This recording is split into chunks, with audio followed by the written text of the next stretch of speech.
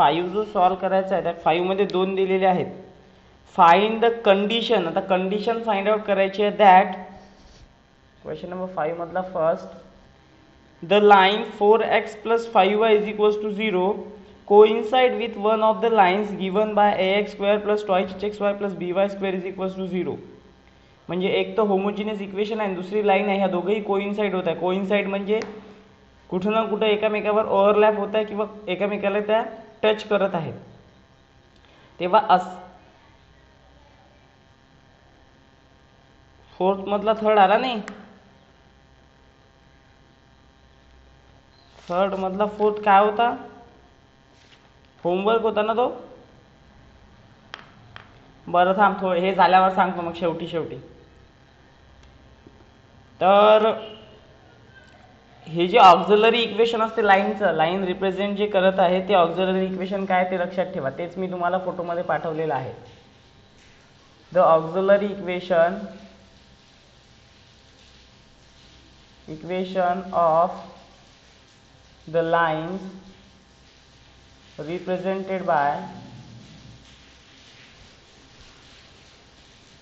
ax square plus twice hxy plus by square is equals to 0 is bm square plus twice hm plus a is equals to 0. हे auxiliary equation आहे. एवढं याला auxiliary equation म्हणणार आहोत आपण या homogeneous इक्वेशनचं. Homogeneous इक्वेशनचं auxiliary equation जे आहे त्यावरून आपल्याला गिवन काय दिलेलं पहा, given that 4x plus 5y is equals to 0. He line सांगितलेली आहे is one of the line represented by ax square plus twice hxy plus by square is equals to 0. He line याला represent करत आहे homogeneous इक्वेशनला आपल्याला सांगितलं आहे क्वेश्चनमध्ये. तर आता काढू या लाईनचा स्लोप काढू.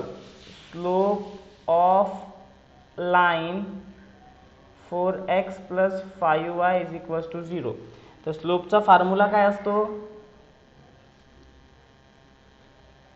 स्लोपचा फॉर्म्युला मायनस ए अपॉन बी ना.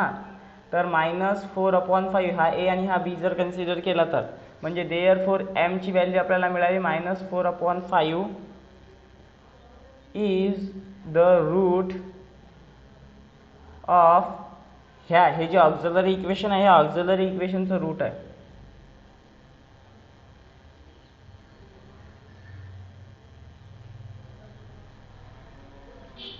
हे ऑक्झिलरी इक्वेशनचं रूट काढलं जे स्लोप काढलेला आहे. इझी आहे, सिंपल आहे, जास्त काही डिफिकल्ट नाही आहे, लक्ष ठेवा. हे ऑक्झिलरी इक्वेशन कन्सिडर करायचं काय दिलेलं आहे, bm square plus twice hm plus a is equal to 0. आता m ची जी व्हॅल्यू काढली ना ते इथे पुट करायची. काय आहे m ची व्हॅल्यू, -4/5 चा square plus twice h. m ची value -4/5 plus a is equal to 0. b into सांगा इथं -4 चा स्क्वेअर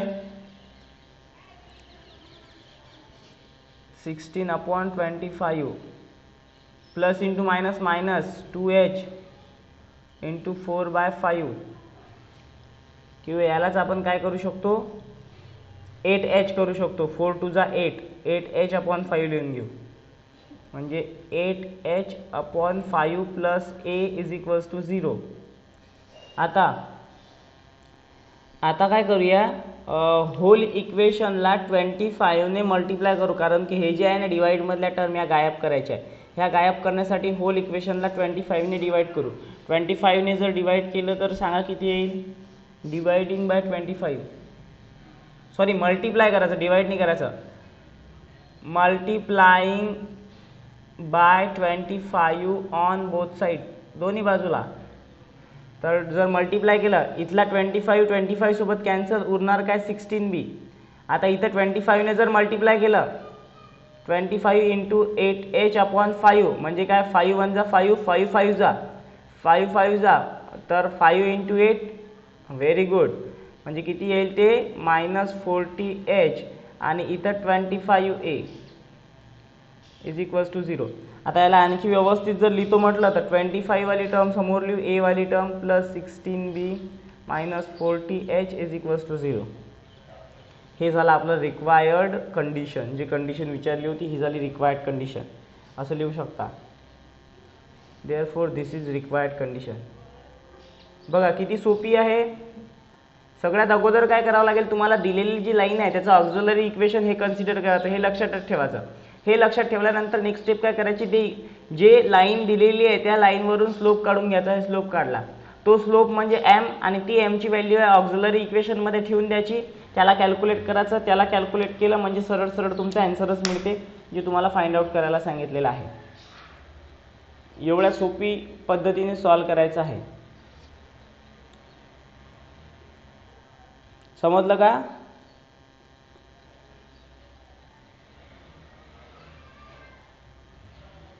सगळ्यात अगोदर जे दिलेले ऑक्झिलरी इक्वेशन राहील ते ऑक्झिलरी इक्वेशन म्हणजे लक्षात ठेवायचं bm square plus twice hm plus a is equals to 0.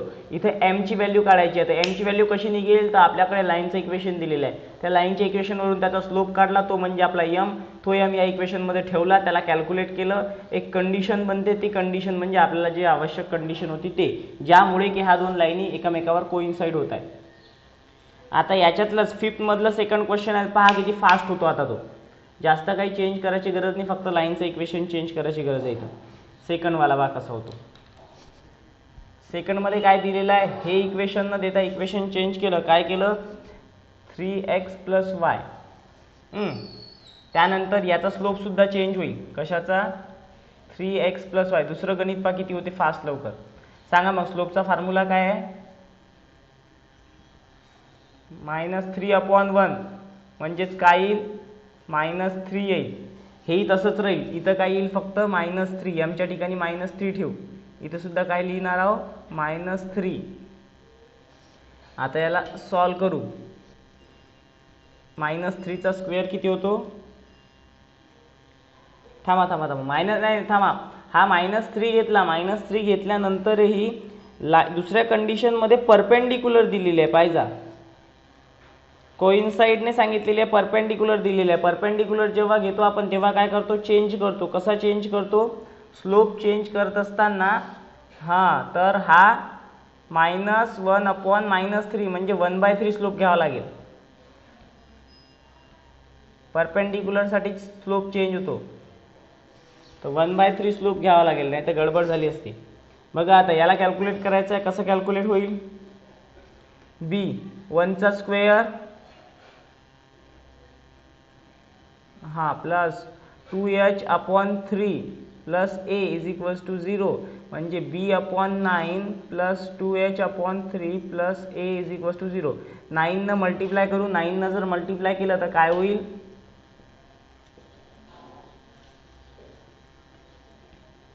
9 cancel, फक्त b प्लस इथं 9 जर केला तर 3 जा 9, 3 2 जा 6h आणि plus 9a is equals to 0 म्हणजेच काय, 9a plus b plus 6h is equals to 0. ही झाली आपली required condition. This is required condition.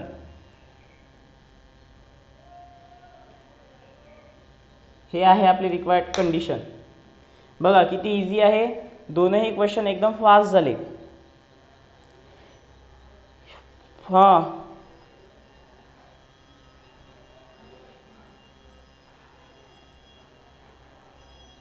काय नाही आहे, काय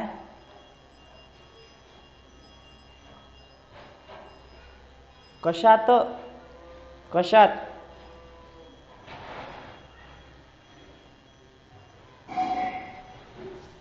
गिवन इक्वेशन मध्ये आपल्याला कंडिशन फाइंड आउट करायला सांगितली. कंडिशन फाइंड आउट कशी, की एक होमोजिनियस इक्वेशनला दुसरी लाईन पॅरलल असेल किंवा परपेंडिक्युलर असेल, त्या सिच्युएशन मध्ये त्यांच्या कंडिशन फाइंड आउट करा. तर कंडिशन फाइंड आउट केली, त्याच्यासाठी ऑक्झिलरी इक्वेशनचा यूज करावा लागतो. कंडिशन जेव्हा फाइंड आउट करतो त्या सिच्युएशन मध्ये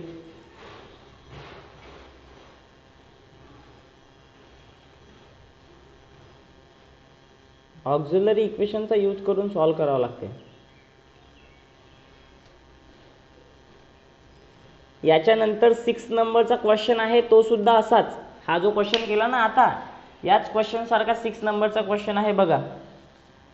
तर हे तर एवढं सेमच राहील, फक्त त्याच्यामध्ये चेंज काय झाला, शो करायला सांगितलं आपल्याला. 6 नंबरचा जर क्वेश्चन पाहाल तुम्ही तर तोही याच्याच सारखा होतो सॉल्व.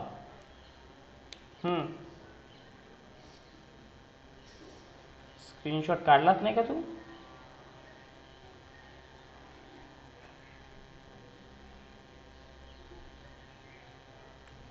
फक्त शो करायला सांगितलं, शो दॅट.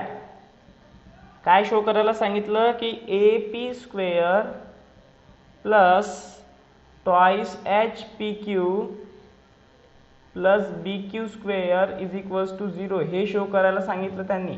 तर हे शो करण्यासाठी ऑक्झिलरी इक्वेशन सेमच राहील इथपर्यंत, फक्त हे इक्वेशन चेंज झालं. हे इक्वेशन काय आहे तिथं दिलेलं, P X plus Q Y is equals to 0 हे दिलेलं आहे. त्यावरून त्याचा स्लोप सुद्धा चेंज होईल आणि परपेंडिक्युलर सांगितलेला आहे, तेवढं लक्षात ठेवायचं. परपेंडिक्युलर सांगितलेला आहे तर स्लोप काय होईल त्याचा, slope of line P X plus Q Y is equals to 0. सांगा काय होईल slope, minus P upon Q. परंतु परपेंडिक्युलर असल्यामुळे स्लोप मध्ये काय होते,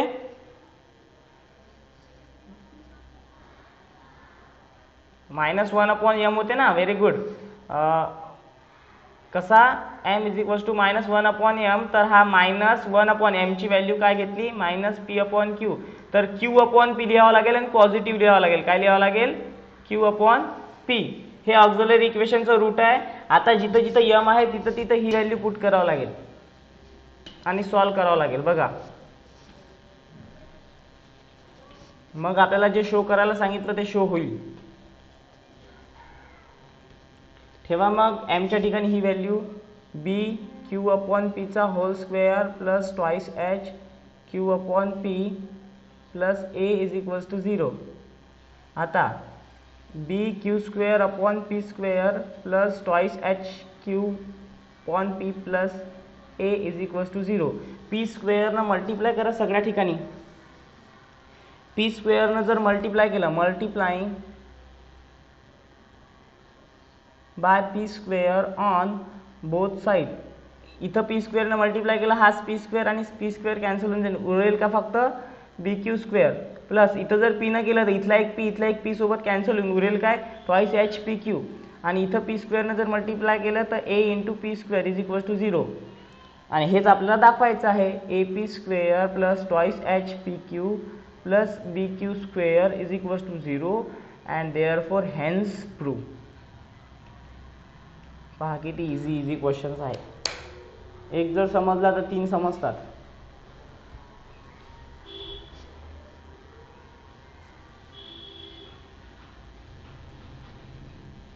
सिक्स नंबरचा पण झाला सॉल्व. आता 7 नंबरचा आहे याच्यानंतर.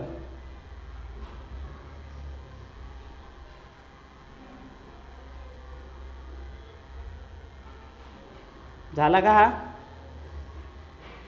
झाला का हा?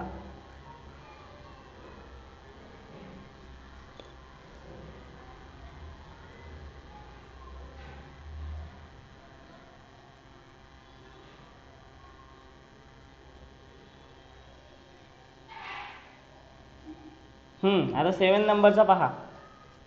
7 नंबरमध्ये काय करायला सांगितलं, find the joint equation of a pair of line through the origin and making an equilateral triangle with the line Y is equals to 3. म्हणजे आपल्याला इथं डायग्राम काढावा, फिगर काढावं लागते, तेव्हा मग क्वेश्चन व्यवस्थित समजतो. पहिले क्वेश्चन समजला पाहिजे. क्वेश्चन जर समजेल तेव्हाच त्याचा आन्सर माहिती येईल. म्हणजे क्वेश्चनच जर नाही समजला तर मग डिफिकल्ट होते ते समजणं. क्वेश्चनमध्ये सांगितलेलं आहे जॉइंट इक्वेशन काढायचं आहे जे ओरिजिन मधून पास होत आहे आणि इक्विलॅटरल ट्रायंगल फॉर्म करत आहे y इज इक्वल्स टू 3 सोबत. म्हणजे बघा ओरिजिन मधून पास होत आहे, जर ऍक्सिस जर काढले आपण x dash y dash origin.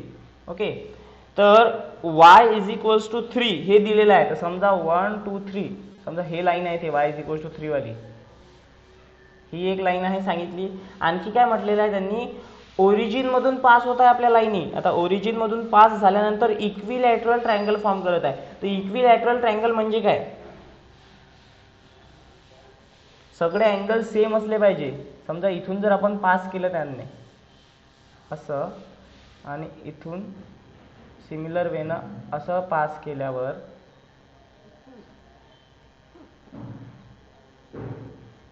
Origin मधून हाही अँगल आणि हा पूर्ण अँगल 60-60-60 चे असले पाहिजे असं त्यांचं म्हणणं आहे. हा 60 डिग्रीचा, हा सुद्धा 60 डिग्रीचा आणि उरलेला हा सुद्धा कितीचा येणार आहे, 60 डिग्रीचा येणार आहे असं त्यांचं म्हणणं आहे. तर हे आपण ड्रॉ केलं, याला नाव देऊ ए, हा ओरिजिन, हा ए, हा बी, ओ ए बी हा इक्विलॅटरल ट्रायंगल ड्रॉन झाला. ॲक्सिस पण काढले, y = 3 इक्वेशन पण दिलेलं आहे आणि त्यानुसार आपल्याला काय बनवायचं आहे, त्याचं कंबाईन इक्वेशन फाइंड आउट करायला सांगितलं. त्याचं कंबाईन इक्वेशन फाइंड आउट करू. ते फाइंड आउट करण्यासाठी सगळ्यात अगोदर ज्या ज्या गोष्टी आपल्याला डायग्राममध्ये दिसत आहे ना त्या गोष्टी लिहून घेऊ. जसं late O A and O B, O A ही आणि ओ बी ही be the lines passing through origin. कुठून जात आहे, ओरिजिन मधून जात आहे ना, हा ओरिजिन आहे. ओ ए पण ओरिजिन मधून गेली, ओ बी पण ओरिजिन मधून गेली. आणि मेकिंग अन अँगल कितीचा अँगल बनवत आहे ते, 60 डिग्रीचा अँगल बनवत आहे. With the line y = 3. y = 3 सोबत ते 60 डिग्रीचा, बरोबर आहे. हे y = 3 लाईन आहे, त्याच्यासोबत 60 चा बनवला. y = 3 आहे, त्याच्यासोबत 60 चा अँगल बनवला. कोण, या दोन लाईनी ओ ए आणि ओ बी या दोन लाईननी 60 डिग्रीचा अँगल बनवला. आता हा जर बनवला ओ ए अँड ओ बी न कितीचा अँगल बनवला, 60 डिग्रीचा अँगल बनवला. Make an angle 60 degree and 120 degree with the positive x direction, with the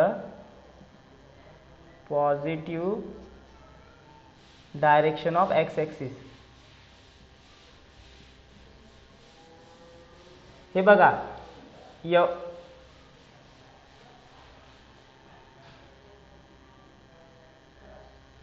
आवाज अटकत आहे.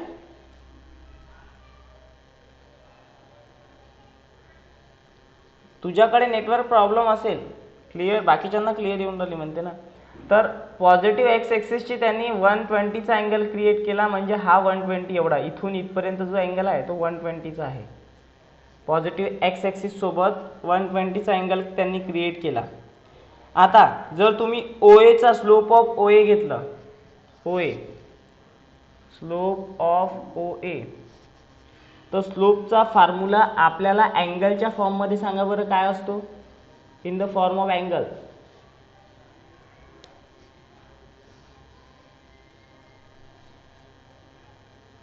अँगल दिलेला असताना, थिटा दिलेला असताना स्लोपचा फॉर्म्युला सांगितला होता ना, = tan थिटा आणि थिटाची व्हॅल्यू आहे 60. तर tan 60 slope of O A = tan 60 ची व्हॅल्यू सांगा किती आहे.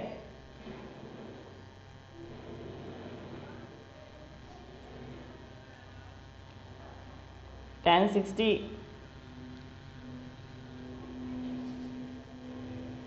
Very good. तर यावरून equation of line O A मिळणार आहे. Equation of line O A is कसं, y = √3x. याला इकडे जर घेऊन आलो तर y - √3x = 0. किंवा याला तिकडे घेऊन जाऊ, कशाला, y ला, तर √3x - y = 0. हे मिळालं एक सेपरेट इक्वेशन. आता हे एक सेपरेट इक्वेशन झालं. आणखी असंच एक सेपरेट इक्वेशन कशासाठी, ओबी साठी. ओबीचा अँगल 120 आहे. हा ओ एचा अँगल काढला, ओ ए साठीचा झाला हा. तसा स्लोप ओबीचा काढावा लागेल. ओबी इथून इथपर्यंत झाला ना, तर 120 घ्यावा लागेल. तर बघा, slope of line OB is equals to tan 120. सांगा tan 120 ची व्हॅल्यू कसं काढायला याला allied angle formula tan 180 minus 60 tan pi minus theta minus tan theta तर minus tan 60 अलाइड अँगल फॉर्म्युले. तर OB चा स्लोप काय येईल -√3. मग इक्वेशन काय येईल त्याचं equation of line OB y is equals to -√3x. यार इकडे घेऊन येऊ म्हणजे काय होईल ते √3x + y is equals to 0. हे एक सेपरेट इक्वेशन मिळालं, हे एक सेपरेट इक्वेशन मिळालं. या दोघांना कंबाईन करण्यासाठी काय करावं लागेल व्हेरी गुड. आता मल्टिप्लिकेशन करूया. मल्टिप्लिकेशन केल्यावर सरळ सरळ त्याचं जॉईंट इक्वेशन किंवा combine equation. Therefore the joint equation is काय √3x + y into √3x - y is equals to 0. याचाच अर्थ सांगा इथं कोणता फॉर्म्युला लागतो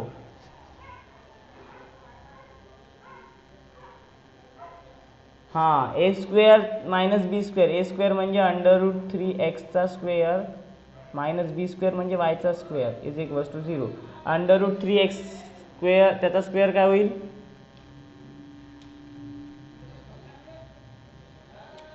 म्हणजे आपलं इक्वेशन मिळालं 3x² - y² is equals to 0. हे झालं आपलं कंबाईन इक्वेशन.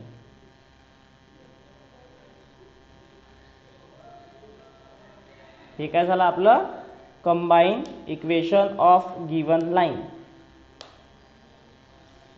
जी कंडिशन दिली होती त्या कंडिशननुसार बनवलं.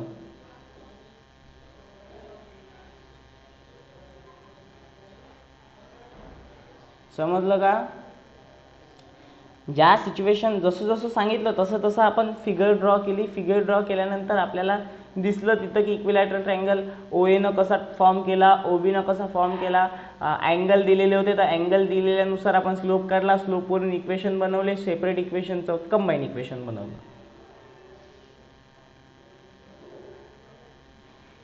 डायग्राम जशी जशी सांगितली होती त्यांनी की ओरिजिन मधून पास होत आहे, दोन पेअर ऑफ लाईन सांगितले म्हणजे दोन लाईन आहे. आपण कन्सिडर केली एक OA जात आहे एक OB जात आहे. परंतु त्यांनी असं म्हटलं की y इज इक्वल्स टू 3 आहे एक लाईन, तिथं ते इक्विलॅटरल ट्रायंगल फॉर्म करत आहे. तर y is equals to 3 drawn केलं, y इज इक्वल्स टू 3 सोबत इक्विलॅटरल ट्रायंगल फॉर्म केला यांनी. हा OAB हा जर फॉर्म होत असेल तर इक्विलॅटरल ट्रायंगलमध्ये सगळे अँगल इक्वल असतात, 60-60चे असतात. मग हा 60 हा 60 झाला. हा जर 60 आहे तर हा 60 राहील कारण की अल्टरनेट अँगल आहे ते.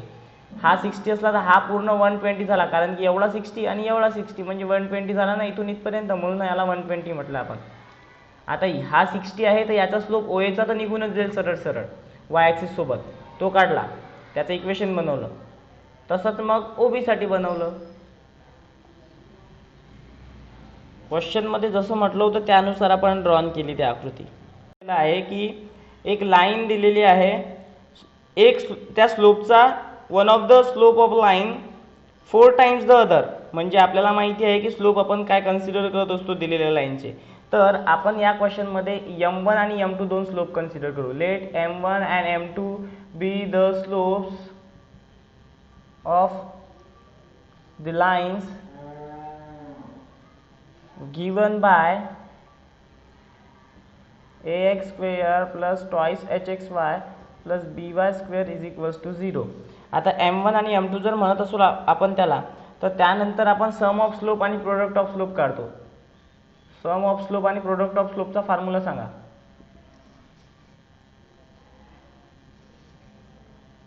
आणि प्रोडक्ट ऑफ स्लोपचा फॉर्म्युला. ओके, एवढं तर आपल्याला कळलं. आता आपल्याला जे सांगितलंय त्यानुसार गिवन कंडिशन मध्ये त्यांनी म्हटलेलं आहे की one of the slope is 4 times the other. तर m2 ला कन्सिडर करू 4 टाइम्स m1. एक स्लोप दुसऱ्या स्लोप पेक्षा 4 ने अधिक आहे, 4 पट आहे. 4 टाइम्स द अदर म्हणून m2 is equals to 4 m1. आता ही व्हॅल्यू काय करायची इथं सुद्धा पुट करायची आणि इथं सुद्धा पुट करायची. जिथं M1 M2च्या ठिकाणी ही व्हॅल्यू पुट करायची 4M1. इथं पुट करू पहिल्यांदा. बघा, याला तुम्ही इक्वेशन 1 सुद्धा म्हणू शकता, याला इक्वेशन 2 सुद्धा म्हणू शकता, किंवा होल याला इक्वेशन 1 म्हटलं तरी चालेल, काही प्रॉब्लेम नाही. तर तिथं पुट करूया M1 M2च्या ठिकाणी 4M1 is equals to -2h/b. याला सॉल्व केला, M1 plus 4M1 5M1 is equals to -2h/b. आता इथून M1 ची जर व्हॅल्यू काढतो म्हटलं, M1 इज इक्वल्स टू हा 5 इकडे मल्टिप्लाय इकडे गेल्यावर काय होईल,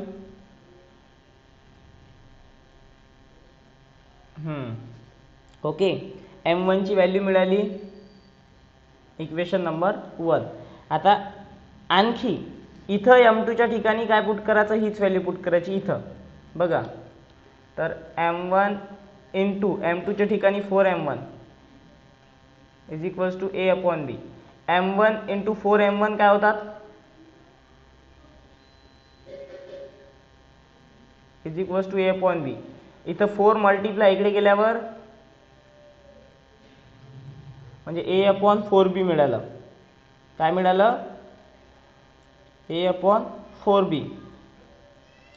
आता काय करूया, इथं स्क्वेअर आहे ना, इथं स्क्वेअर आहे, इकडे सुद्धा स्क्वेअर करू. यालाही स्क्वेअर करतो, M1 square is equals to -2h/5b चा होल स्क्वेअर. करू शकतो ना मी असं, स्क्वेअर केलं, लेफ्ट साईडला स्क्वेअर केलं, राईट साईडला स्क्वेअर केलं. आता इकडे आणि इकडे या दोघांचं ऑब्झर्वेशन केल्यावर काय दिसत आहे सांगा बरं तुम्हाला. दोघांची लेफ्ट हँड साईड सेम आहे. लेफ्ट हँड साईड जर सेम असेल, फ्रॉम इक्वेशन 1 याला देऊ, मग याला देऊ इक्वेशन 1. हां, from equation 1 from equation 1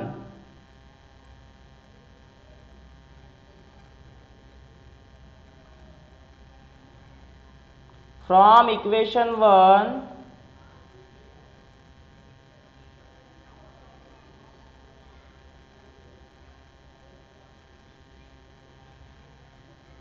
from equation 1 minus twice h/5b its complete whole square is equals to A/4b. याचा जर स्क्वेअर केला तर काय होते, -2 चा स्क्वेअर 4, h चा स्क्वेअर h स्क्वेअर, 5 चा 25, b चा b square is equals to A/4b.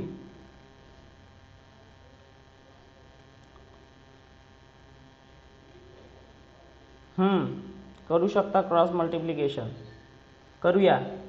Cross multiplication करताना हा इकडे आणि हा इकडे, हा जो आहे इकडे, तर 4 into 4h square into 4b is equals to 25b square into a. बरोबर आहे. तर 4 4 जा 16, h स्क्वेअर b is equals to 25ab square. हा b इकडे मल्टिप्लाय इकडे गेल्यावर काय होईल, मग इथला एक b काय होऊन जाईल, कॅन्सल. आणि हेच आपल्याला प्रूव्ह करायचं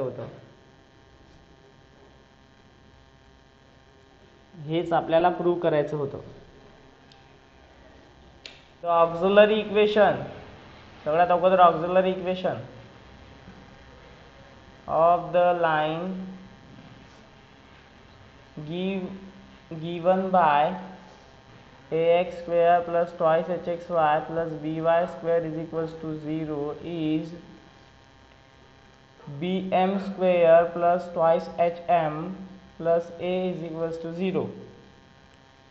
आता जी कंडिशन सांगितली आहे त्या कंडिशननुसार one of the line bisects an angle between the coordinate x-axis that makes an angle.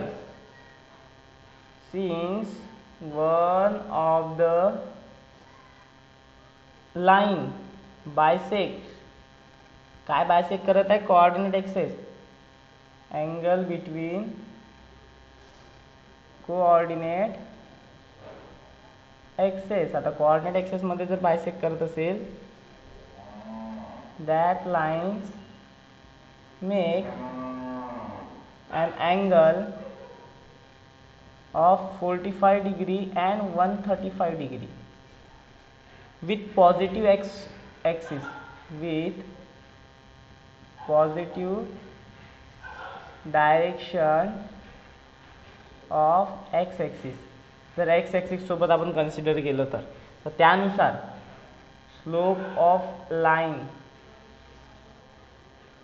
Is equals to tan theta. तर टॅन पहिले 45 ची व्हॅल्यू काढू. टॅन 45 ची व्हॅल्यू म्हणजे काय आलं 1. स्लोप ऑफ लाईन काय आला 1 आला. ओके. तसंच आणखी 135 साठी सुद्धा काढावं लागेल. हा एक स्लोप झाला. दुसरा और slope of line m is equals to tan 135. आता टॅन 135 कसे काढाल तुम्ही? तर अलाइड अँगल फॉर्म्युला यूज करून. कोणता अलाइड अँगल फॉर्म्युला यूज कराल? Tan 180 minus 45 minus tan 45. Allied angle formula म्हणजे -1. म्हणजे स्लोप तुम्हाला 2 मिळाला. देअरफॉर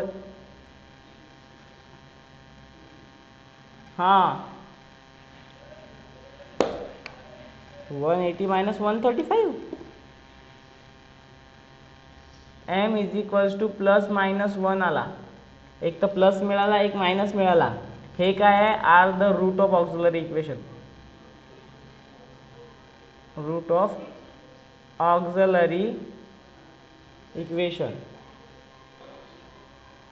हेच काय आहे? ऑक्झिलरी इक्वेशनचे रूट मिळाले. त्यानुसार आपलं ऑक्झिलरी इक्वेशन जे आहे हे घ्यायचं. यामध्ये एमच्या ठिकाणी व्हॅल्यू ठेवायची प्लस मायनस 1. तर घ्यायचं त्याला bm² plus twice hm plus a is equals to 0. एमच्या ठिकाणी प्लस मायनस 1 ठेवा. तर b इंटू प्लस मायनस 1चा square plus twice h plus minus 1 plus a is equals to 0.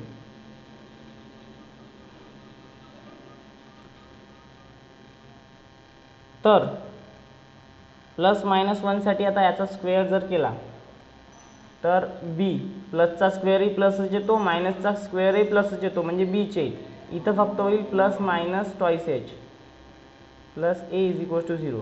म्हणजेच काय? a plus b plus minus twice h is equals to 0. हा आता इकडे जर नेला तर हा प्लस साईन तिकडे मायनस होईल आणि मायनस साईन प्लस होईल. म्हणजे कसं बघा, a प्लस बी तिकडे जर नेला तर मायनस साईन अगोदर, नंतर plus sign, minus plus twice H होईल. मायनस प्लस ट्वाइस एच झाला. स्क्वेअरिंग करा बोथ साईडला. Squaring on both side. a plus B it's complete whole square is equals to 4h चा स्क्वेअर. झालं solve. This is required condition. हीच काय होती? आपली रिक्वायर्ड कंडिशन होती. जर कंडिशन व्यवस्थित समजलं तर आन्सर येते. काही डिफिकल्ट नाही आहे. फक्त व्यवस्थित